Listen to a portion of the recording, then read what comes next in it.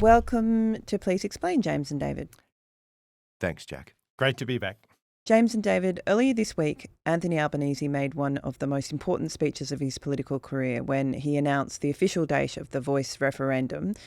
Very briefly, how do you both think he went? Did he measure up in this speech? David, I'll go to you first. I think he did. I think it was a speech that was deliberately structured to be very reassuring and very positive.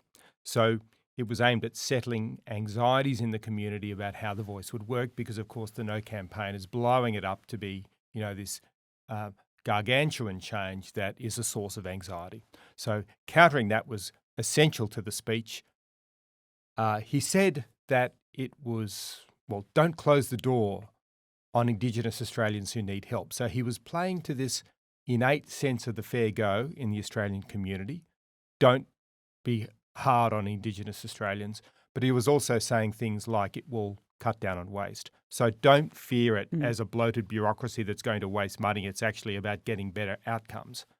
And he snuck in things that he hasn't said before that I remember. It's a committee. And the South Australian Premier, Peter Malinauskas, said it's an advisory committee. This theme that, don't worry, it's only a committee, it's new, and it was sort of in there as an element of detail when a lot of people are saying, I don't understand the detail. So that was actually quite a significant thing. I don't think that the message was powerful enough to make a dramatic shift in the trend. I think the Voice advocates have been losing in slow motion all year, and that's in our polling, and it's in other polling. I think that there's enough data to suggest that that's been the trend. So that sort of losing in slow motion, partly through complacency, partly through lack of ability to really power up the community, is happening. And it needs to change if the Yes team is going to win. Yesterday was sort of a start in trying to turn things around, but I don't think it made a dramatic shift in itself. Yeah, it's almost like they were trying to put a floor under things yesterday, right, David? James, you were actually in Adelaide for the announcement. So can you just tell us what it felt like in the room, what the atmosphere was like and what stood out in terms of Albanese's speech? So it was a pretty packed room, actually. It's the Playford Civic Centre in the northern suburbs of Adelaide, home of the, Holden's manufacturing base once upon a time. Really kind of classic outer suburban, not wealthy part of the world, if you like, part of Adelaide. The feeling in the room, it was unsurprisingly a very strongly pro-Voice crowd. It was packed. There was a good sense, a good vibe, if you like, in there. To David's point, I think it was really about putting the speech that Albanese gave. It was workmanlike. It wasn't spectacular. He's not a great orator anyway, but it was about putting that floor under expectations. That line about the committee is key. Over the last year or so, when friends and family have asked me, what's this Voice thing? I've always said, well, it's somewhere between a sort of glorified Senate committee and a third chamber. Like, it's a Senate committee enshrined in the Constitution. Like, it's not that big a change in my way of thinking, although, we haven't got a lot of the detail to David's earlier point. I think the other thing that really stood out for me, so Tanya Hosh, who's on the AFL executive and who's a key Yes campaigner, revealed her personal struggle. That was quite an interesting moment. She's recently, as in 2 days earlier, just gotten out of hospital after having a leg amputated because of health complications related to, I think it was diabetes. Diabetes. Yeah. Megan Davis, who's the constitutional law professor who helped write the Uluru Statement, she kind of gave the, how would you say it, the belt and braces. This is the legal construction of it. This is why we think it will make a difference. That was a good speech. And then I actually thought Peter Malinauskas, the SA Premier, was the standout, who gave a really powerful speech, and obviously in a key state. I thought that too. And he made the point, he sort of talked about the history of South Australia being quite progressive, and that being the context for this campaign. The South Australia was the first state to grant women the right to vote, the first to outlaw discrimination based on race or ethnicity, and the first to legislate on Aboriginal land rights. So he put the Yes campaign in that perspective, and he said, if previous generations had been able to, will you take over? He sort of said, if previous generations have been able to accept overseas immigrants and give women the right to vote, then we can vote yes to a committee, right? And again, that's framing it in terms of safe change, Jackie. Mm. All of those changes, all of those reforms were very contentious at the time. And now we don't. I mean, again, maybe like same-sex marriage as well. That it was going to end, or rather cause significant difficulties to, straight marriage, if you like. And the world was going to end, and we'd end up marrying goats. I think a former Liberal senator from Tasmania may have postulated at the time. None of that's happened. And in the same way that the reforms at Malinauskas, none of, the Native Title Act in 1993 didn't lead to huge amounts of reparations, nor did the apology in 2008. That's the frame. That's the, you can trust us, this is actually not going to fundamentally change the political landscape in Australia. Yeah. David, I want to talk a bit about the referendum itself, which we'll all be going to vote in on October 14th. We have the official date. How will it actually work, and when are we likely to get a result? Because it's not, it is a bit like an election, but it's not like an election, as in we won't necessarily know on the day, will we? Well, it could take a lot of time because, as usual, we'll get, as in an election, there'll be early voting 2 weeks before October 14. So we know that there will be time for people in remote areas to vote if they choose to. Voting is compulsory, so the turnout should be relatively high, 90% or so, in line with recent elections. The count is simpler in some ways than an election because we're not looking seat by seat. It just doesn't matter seat by seat. It's just a state by state calculation. And so if they can assemble those votes quickly enough, we may not have to wait days. But let's not make assumptions, I guess, this early in the piece. I think the essential thing is that everybody should be knowing that it's compulsory.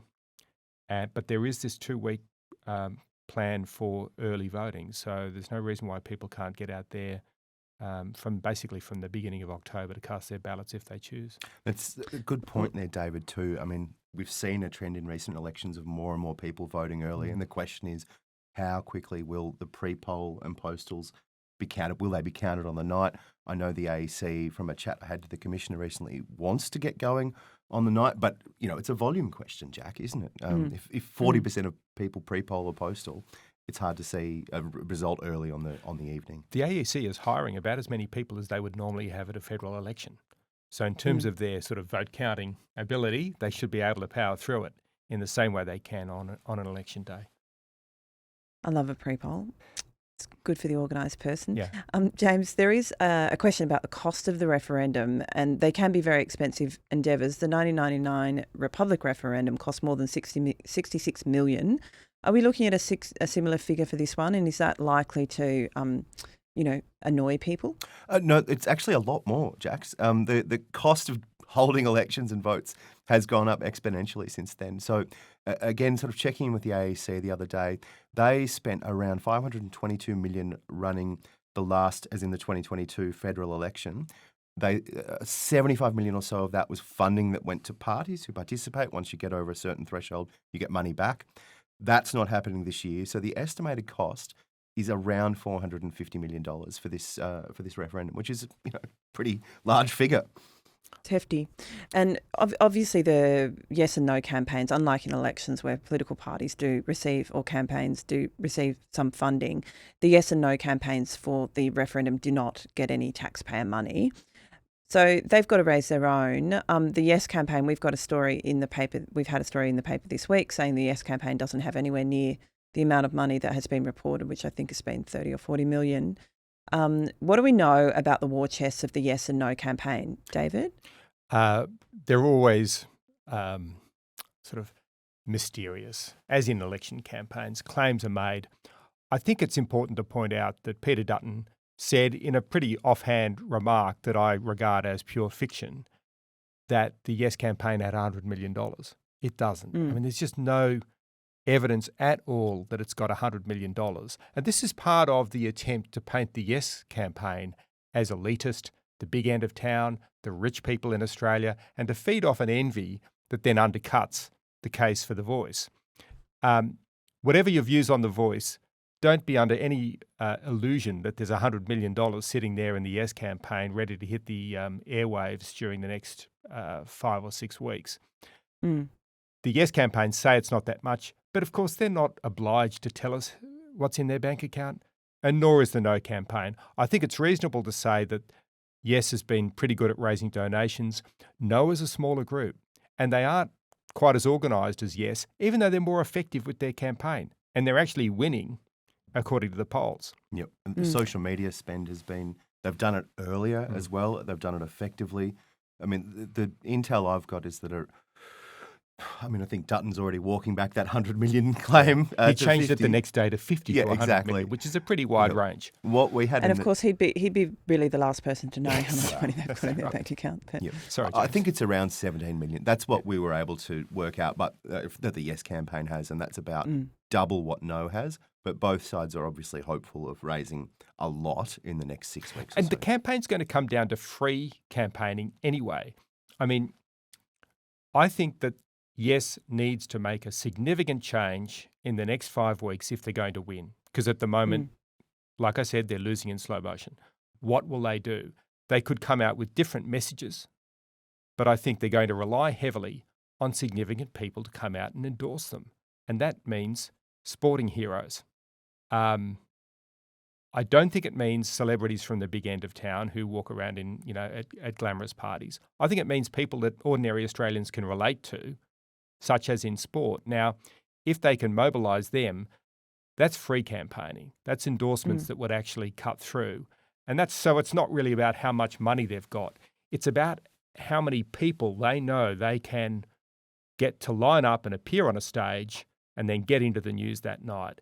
And that's a bit of a mystery because we assume that they've got these people. We know that there are sporting heroes, basically, who are supporting The Voice. We haven't seen them all out there on stage yet. That's, I think, something that absolutely has to happen if there's going to be a Yes outcome on October 14. Yeah, we need to get the Matildas. They need the Matildas out there. James, back to Anthony Albanese's announcement earlier this week. I'm wondering why you think he waited this long to announce a date. It's less than 6 weeks out from the referendum. He talked about how this has been a marathon for the Aboriginal people and now it's a sprint for everyone else. But it doesn't actually leave the government much time to campaign. What's the thinking or the strategy behind this? Is it sort of trying to create momentum for the last sprint? That's exactly right, Jack. So the plan was that the date would be announced at the Gama Festival at the end of July. I think a tactical decision was taken a couple of weeks before that as a steady decline in the yes vote was occurring, that, okay, we need to change how we're going to do this and treat it really like an election campaign and charge in the last 6 weeks. It's as simple as that. That sort of desire to create a sense of momentum because the air was slowly going out of the Yes campaign's tyres. There's one other thing worth pointing out there. Anthony Albanese believes that he won the last federal election by kicking with the wind in the final quarter. Yes. I mean, they kept a lot of their powder dry until the campaign itself, the formal campaign. Now, nobody has said publicly that they're doing the same thing with the referendum, but you can see that he thought that worked in 2022. He's trying it again in 2023. I'm not sure it's going to work, but I do see the same pattern. A lot of focus on that final stretch. Our pollster, Jim Reid at Resolve, has made the point that he's seen evidence that the No campaign has really sort of got a lot of ideas out there into the community against The Voice pretty much over the last year. And the Yes people have been slow at times to counter that. And so while the No people have been campaigning steadily with their argument for a year, the Yes people are really relying heavily on that final phase. I want to talk about the No campaign. They've been saying for a while now that The Voice doesn't contain enough detail, that they say that it's confusing, that it could be expensive, and it could create a so-called third chamber of parliament. They say a lot of other things, including that it is dividing Australia along the lines of race. James, I want to ask you, do you think the launch did anything to assuage those fears or to reassure people? Has it cleared up anything or provided any more detail? In a sense, could the launch have changed any minds? If it did so, Jackie, I think it was probably very few. As we touched on earlier, there was a very decided or obvious effort to reassure in the major speeches that were delivered there yesterday. But I question, how much or how many people rather were watching it, how many were paying attention, what did they do to counter some of the doubts that the No campaign has sowed over the last 6 months? There was a bit we touched on earlier, the committee, the line about ending waste in terms of spending, but there wasn't a lot. I think we need to see a much more concerted push, and we will see a more concerted push from Yes to counter those. They need to be those claims. They need to be faster. They need to be less reactive, and quite disciplined really over the next 6 weeks to reassure and to shore up those states that are in the balance at the moment. David, they've got a fundamental problem there, don't they, in the sense that the Yes campaign seems not to want to give detail. It doesn't have a lot of detail. We don't have draft legislation on what a voice might look like. So when people ask for more detail, they can't really give it. Yeah, Anthony Albanese in his speech said, if you want to know more, just ask. But of course, if I want to ask a question such as, do you think the committee for the voice will be 12 people, or do you think it'll be 24, or will it need to be 36 to truly represent Indigenous communities across the country? Do you think I will get that answer? I won't. And see, some people have simply stopped asking questions about the detail because the answer is always, well, that would be decided by Parliament next year. Now, I'm not saying that's dishonest, but I am saying that that's a deliberate decision to withhold that detail until after the vote. So the vote is on the principle of the voice, and Australians have to take the leap of faith, if they vote for the voice, that the detail can be sorted by Parliament next year, and it's going to work. Now, okay, they're the ground rules for the referendum, but that's a deliberate decision, and it actually enables Peter Dutton and others to then make claims about what the voice would be. Jacinta Price, a big critic, says it's going to be a bloated bureaucracy. Well, who can say it won't be? Because nobody knows how many people it will have, whether they'll have staff, whether they'll have their own agency in Canberra. These are the mysteries of the voice debate, and some of that argument,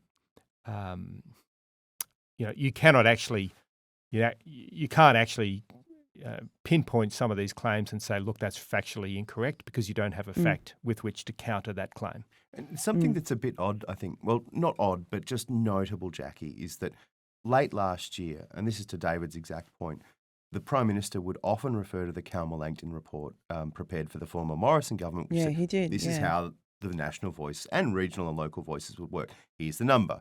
The 2 co-executives would be paid, the others wouldn't be paid. There'd come this many people from this. He stopped doing that completely, certainly in the last 6 months or so. He used to say, there's the detail, read Calma-Langton, 271 pages, it's all there. They don't even say that anymore. Now, No, you're right. They don't at all. Noel Pearson has said, a number of times, think about the Sydney Harbour Bridge. When the Act of Parliament was passed back, it would have been, I guess, the 1920s, saying, we will build a Sydney Harbour Bridge. It wasn't required that in that legislation the architectural plans would be in there. Leave it up to the experts. That's the argument that Noel's saying, and that, yes, people are saying now, get the tick of approval from the Australian people, leave it up to the Parliament to design the legislation. It's not a bad argument, but it's just the way it is. We have to accept that they're the ground rules for the vote. Yeah. That's right, and that's the strategy of the Yes campaign. I want to sort of wade reluctantly into some of the murkier aspects of this debate, the division, the accusations of racism and the obvious racism of some aspects of it. On Wednesday after the launch,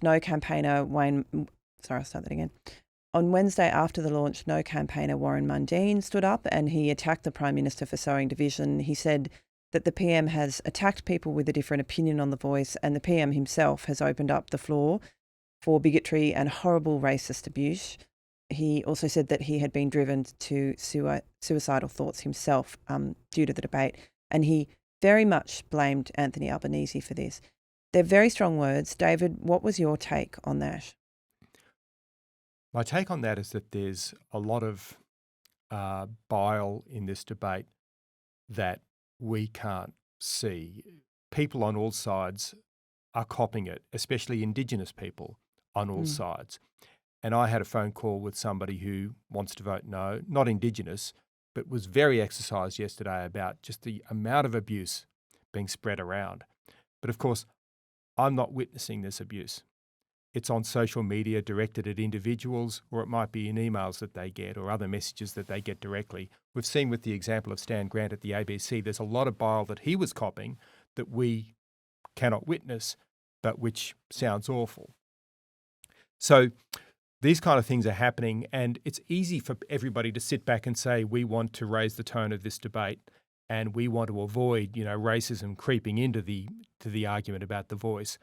But I think this is a reminder that racism is out there in the community. It's a reality. It's part of life in Australia and in other countries. It's a reality.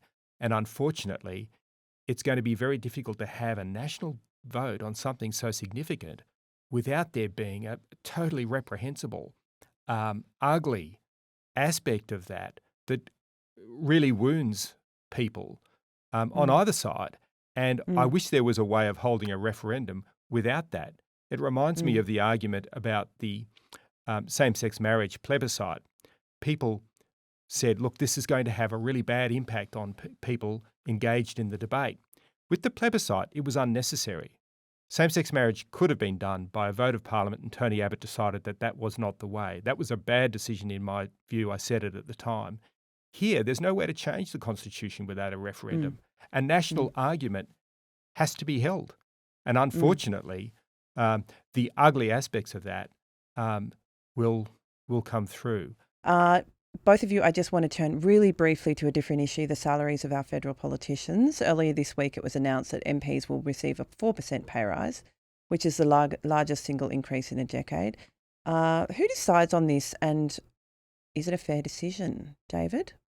The Remuneration Tribunal decides this. They are an independent tribunal. There's a history of the tribunal deciding increases that most people don't like. Sometimes there are increases that politicians claim they don't need and don't like because they know that voters don't approve of them. In this case, it's 4%. That's actually below inflation. However, it's more than a lot of other people are getting in the economy.